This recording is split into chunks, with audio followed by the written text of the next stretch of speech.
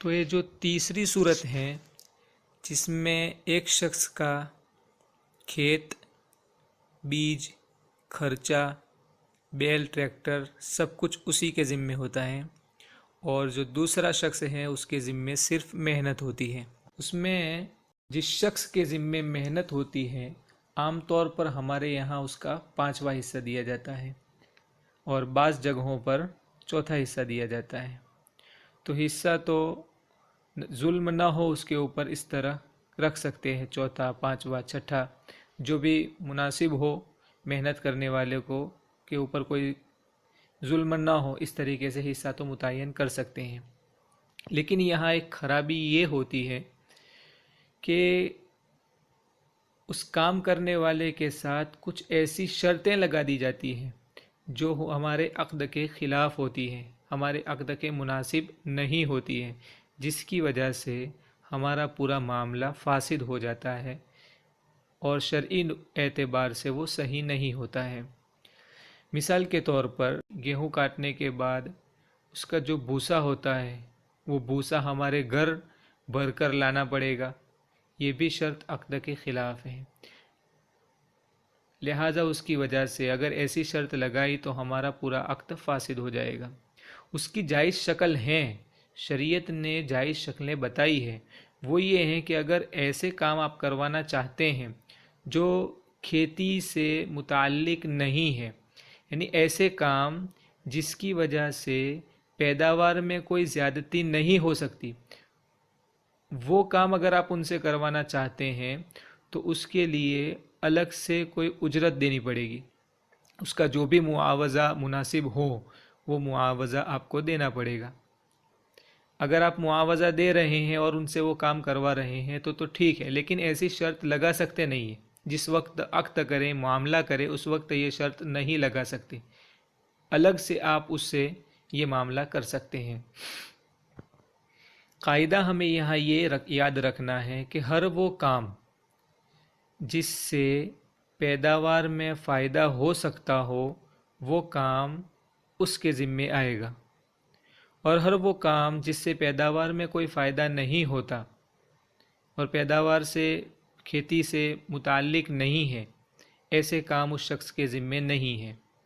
لہٰذا ان کاموں کی شرط اور ذمہ داری اس کے ذمے نہیں رکھی جائے گی۔ اگر آپ ان سے وہ کام کروانا چاہتے ہیں جو اس سے متعلق نہیں ہے تو اجرت دینی پڑے گی اس کی۔ یہاں ایک بات یاد رکھنی ہے کہ کھیتی میں جو محنت کی جاتی ہے وہ محنت دو طرح کی ہوتی ہے۔ ایک تو یہ کہ محنت کی، جس فصل میں محنت کی ہے وہ محنت اسی فصل کے ساتھ تعلق رکھتی ہے، فصل کٹ گئی، جو کام کیا ہے اور جو اس میں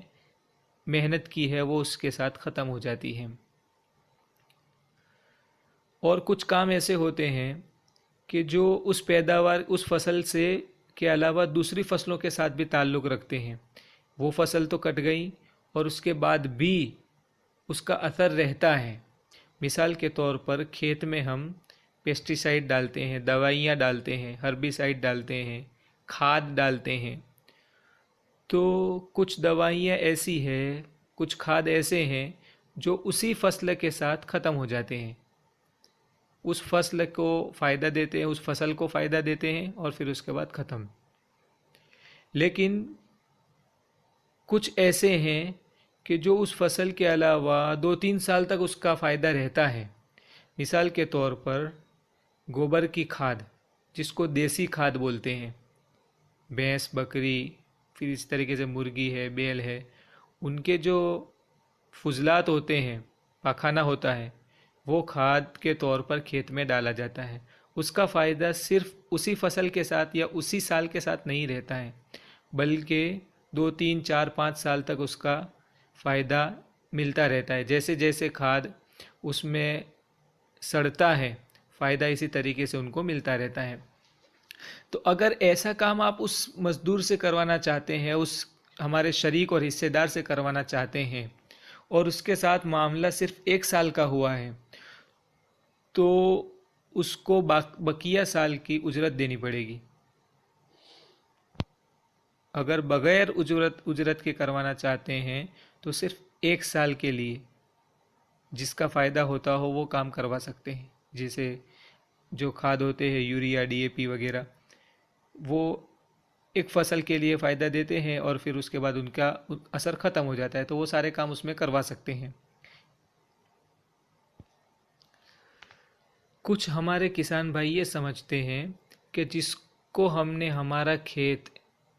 5ویں حصے کے طور پر یا 6 7ویں حصے کے طور پر یا 4تھے حصے کے طور پر دیا ہے کھیتی کرنے کے لیے، تو وہ ہمارا غلام بن گیا.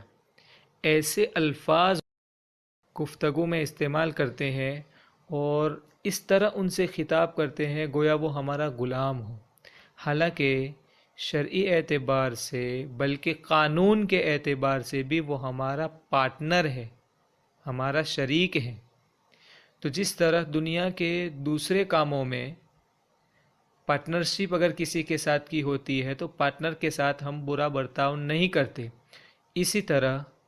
یہاں جو ہمارا پارٹنر ہے جو محنت کرنے کے لیے آیا ہے اس کے ساتھ بھی اچھا ہی برتاؤ کرنا پڑے گا. غلام والا